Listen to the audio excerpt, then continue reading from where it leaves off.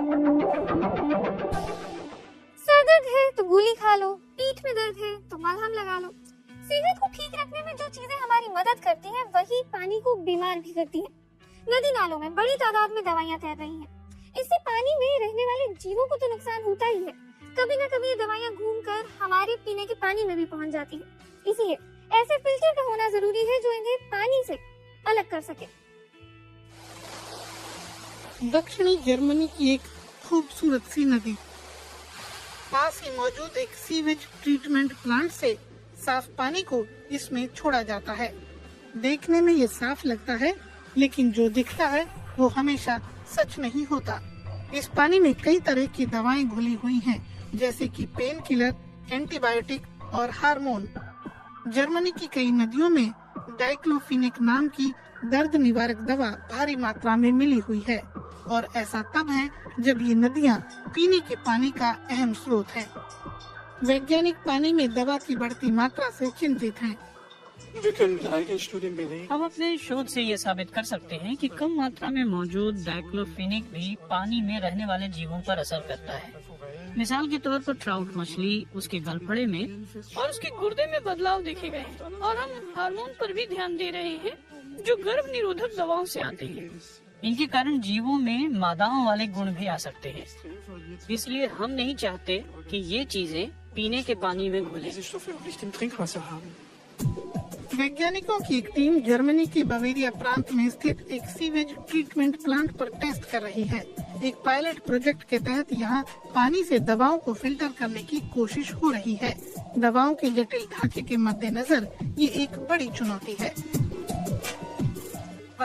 असरदार होने के लिए दवाओं की बनावट का मजबूत होना जरूरी है और प्रतिरोधी भी। उनकी शेल्फ लाइफ भी लंबी होनी चाहिए। उन्हें शरीर में उन अंगों तक पहुंचना होता है जहां उनकी जरूरत है। इसलिए जरूरी है कि वो एंजाइम्स के साथ रिएक्ट न करें।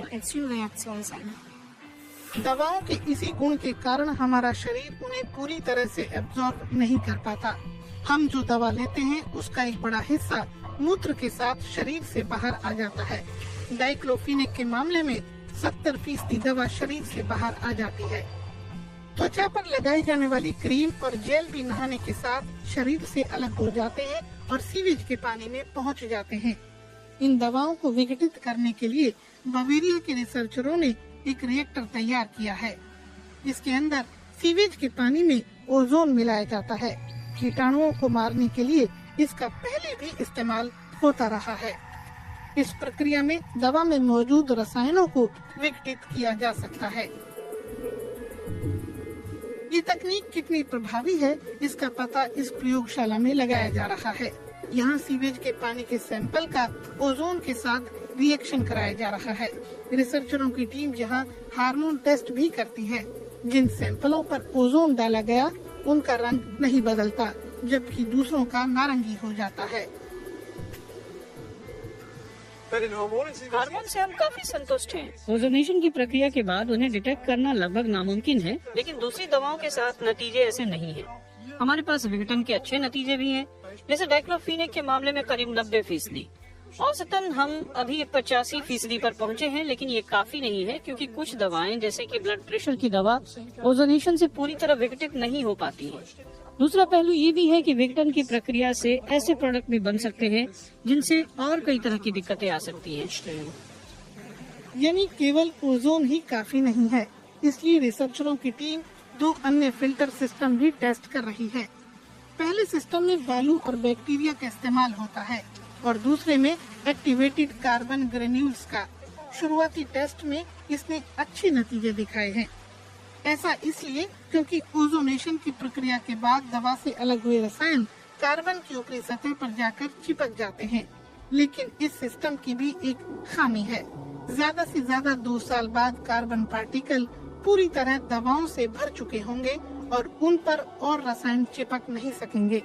ऐसे में फिल्टर को निकालकर साफ करना होगा या फिर नया फिल्टर लगाना होगा। ये मुश्किल प्रक्रिया भी है और महंगी भी। इसलिए रिसर्चरों को एक्टिवेटेड कार्बन की एक ऐसी प्रक्रिया से उम्मीद है जिसमें कुदरत उनका साथ देती है। इस ग्रेन्युलेटेड एक्टिवेटेड कार्बन की ये खासियत है कि जब ये पूरी तरह से भर जाता है तब इसकी सतह पर एक जैविक परत बन जाती है और इस परत पर मौजूद सूक्ष्म कण पूरी तरह परत को जैविक रूप से विघटित कर देते हैं। दूसरे शब्दों में कहें तो ये एक्टिवेटेड कार्बन खुद को साफ करने की क्षमता रखता है। इससे हमें ये फायदा मिलता है कि हम कार्बन को फिल्टर में लंबे समय के लिए छोड़ सकते हैं। इस तरह इस सिस्टम पर होने वाला खर्चा भी काफी कम हो जाता है। साल 2017 में दुनिया भर में 790 अरब डॉलर की दवाएं खरीदी गयी। एक दशक पहले की तुलना में ये लगभग 150 अरब डॉलर ज्यादा है। रिसर्च जारी है, लेकिन एक्टिवेटेड कार्बन पर जैविक परत चढ़ने में करीब 1 साल का वक्त लग सकता है। उसके बाद ही पता चल पाएगा कि क्या ऐसे फिल्टर का बड़े ट्रीटमेंट प्लांट में इस्तेमाल किया जा सकता है या नहीं।